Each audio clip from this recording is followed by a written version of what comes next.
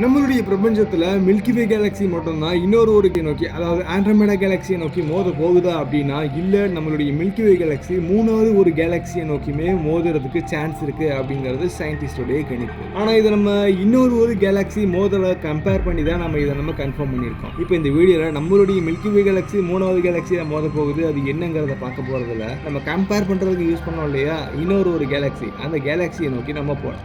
I'm LOGABALAKARTHIKEYAN. You're watching Zenith of Science.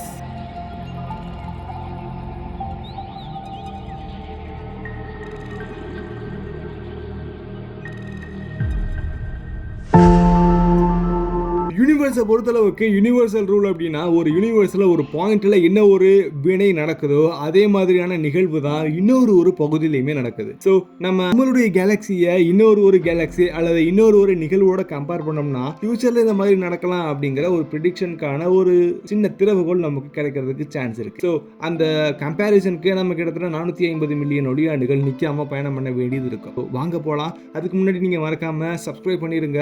இது வரைக்கும் இந்த வீடியோ உங்களுக்கு சாட்டிஸ்ஃபைடாக இருந்துச்சுன்னா மறக்காம நீங்க லைக் பண்ணிருங்க.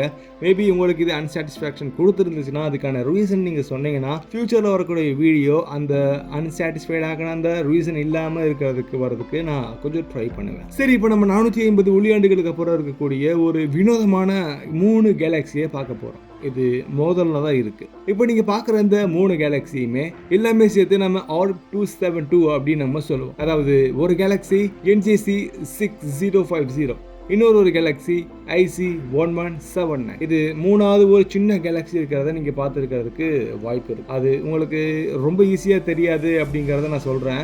ஏன்னா நீங்க பார்க்கும்போது ஒரு கேலக்சி லெஃப்ட் ஹேண்ட், இன்னொரு கேலக்சி ரைட்ல இருக்கிறத நீங்க பார்க்கலாம். பட் 2 கேலக்சிக்கு மேலே ஒரு சின்ன ஒரு கேலக்சி இருக்கிறது உங்களுக்கு ரொம்ப ஈஸியாக தெரியாது. ஒருவேளை இது இணைவின் மூலியமாக ஏற்பட்ட ஒரு சுழல் வடிவமாக இருக்கலாம் அப்படிங்கிற ஒரு கணிப்பு இருக்கு. பட் சயின்டிஸ்டோடைய கன்ஃபர்மேஷன் என்னன்னா அது மூணாவது கேலக்சி தான் அப்படிங்கிறத அவங்க கன்ஃபார்மாக சொல்கிறாங்க.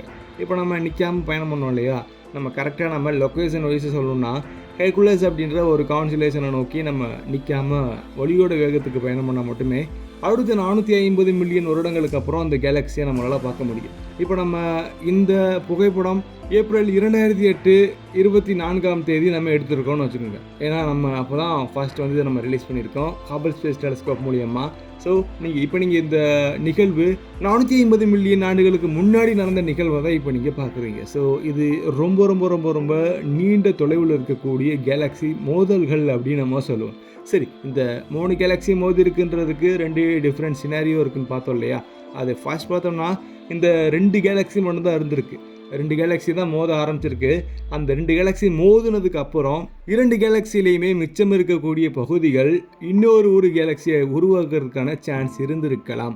அதாவது அந்த நட்சத்திரம் வெடிச்சிருக்கலாம், வெடிச்சு அந்த இடத்துல பிளாக் ஹோல் கிரியேட் ஆகிருக்கலாம். அந்த பிளாக் ஹோல் இன்னொரு கேலக்சியை ஃபார்ம் பண்ணுறதுக்கு ட்ரை பண்ணியிருக்கலாம். இது ஒரு ஃபர்ஸ்ட் சினாரியோ. பட் இது நிறைய பேர் ஏற்றுக்கிறல. இன்னொரு சினாரியோ எப்பயும் போல் 2 கேலக்சி மோதுறதுக்கு தயாராக இருந்திருக்கு. இந்த 2 கேலக்சி மோதினதுக்கு அப்புறம் ரிசல்ட்டில் ஒரு பிரம்மாண்ட கேலக்சி வந்திருக்கும் இல்லையா. அந்த பிரம்மாண்டமான கேலக்சிக்கு கண்டிப்பாக பவர் அதிகமாக இருந்திருக்கும். அந்த பவர் காரணமாக ரொம்ப தூரத்தில் இருக்கக்கூடிய ஒரு குட்டி கேலக்சியை இது இழுத்துட்டு வந்திருக்கலாம் அப்படிங்கிற ஒரு நம்பிக்கை இருக்குது. இந்த சினாரியோவை அப்படியே நம்ம மில்கிவே கேலக்சியோட கம்பேர் பண்ணி பார்க்கலாம்.